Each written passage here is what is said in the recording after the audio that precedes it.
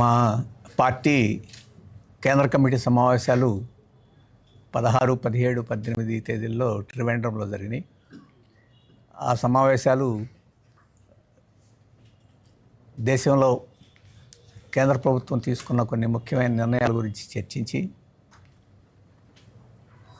ఆ నిర్ణయాలు ప్రజలకి చాలా ప్రమాదకరంగా పరిణమించే అవకాశం ఉంది కాబట్టి దాన్ని ప్రతిఘటించాలని చెప్పేసి నిర్ణయించింది. ఈ మధ్య పూర్తయిన పార్లమెంట్ సమావేశాల్లో కొన్ని ప్రమాదకరమైన చట్టాలని చేసింది. 2 చట్టాలని చర్చలకు విడుదల చేసింది. ఈ చట్టాలు మొత్తం దేశంలో అన్ని తరగతుల ప్రజలకి హాని చేయబోతున్నాయి. వీటిలో ముఖ్యమైన చట్టం ఏబీ జీరామ్జీ గతంలో ఉన్న ఉపాధి హామీ హక్కు చట్టానికి బదులుగా ఎమ్ఎన్రేగా చట్టానికి బదులుగా ఈ జీరామ్జీని తీసుకొచ్చారు. దీనిలో ప్రమాదకరమైన మార్పులు గతం కన్నా చేస్తారు. ఆ రకంగా కూడా ప్రజలకు జరగబోతుంది. మూడవది గతంలో ఎన్ని పని దినాలు ప్రజలు కోరుకొని పనిచేసి రాష్ట్రాలకి కేటాయింపులు తగ్గించే అవకాశం ఉంది. ఆ రకంగా ఈ ఉపాధి హక్కుని పూర్తిగా కాలరాచే పరిస్థితి రాబోతుంది. ఇటువంటి నష్టదాయకమైన చట్టం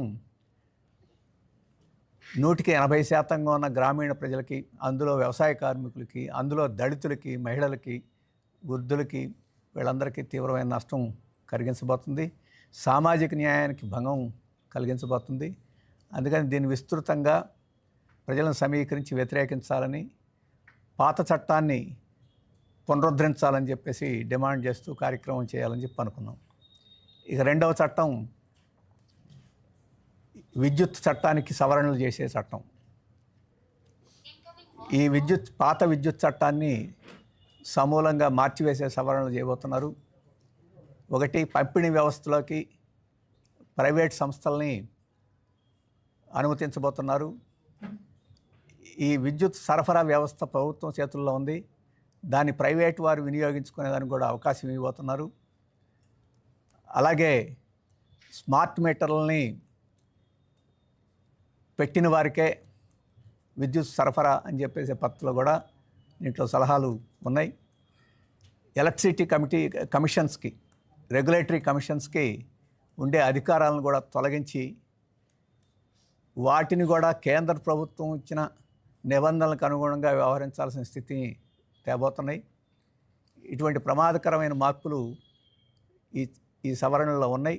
వీటి మూలంగా రైతులకు ఇస్తున్న ఉచిత విద్యుత్ ఎగిరిపోతుంది. దళితులు, గిరిజనులు, ఇటువంటి బలహీన వర్గాలకు ఇస్తున్న రాయితీతోటి ఇస్తున్న విద్యుత్ సరఫరా ఆగిపోతుంది.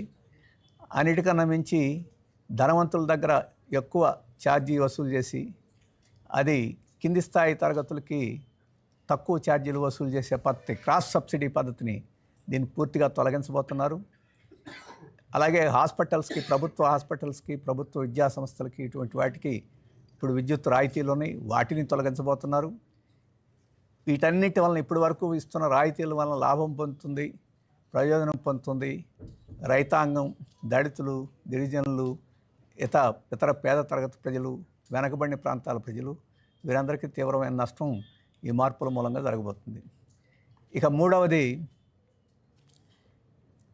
ఈ ప్రభుత్వం లేబర్ కోడ్లు తెచ్చింది. ఏప్రిల్ 1 నుంచి లేబర్ కోడ్లని అమల్లోకి తీసుకురావాలని చెప్పేసి నిర్ణయం చేసింది. ఈ లేబర్ కోడ్లో కనుక వస్తే యూనియన్ పెట్టుకునే హక్కు పోతుంది, సమ్మె చేసే హక్కు పోతుంది. అలాగే శాశ్వతమైన ఉద్యోగాలు, శాశ్వతమైన ఉపాధి అనేది కాకుండా యజమాని యొక్క ఇష్టాయిష్టాలను బట్టే ఉపాధి కొనసాగే పరిస్థితి రాబోతుంది. రక్షణ సౌకర్యాలు, అలాగే మిగతా ఇతర సౌకర్యాలు కూడా పోతాయి.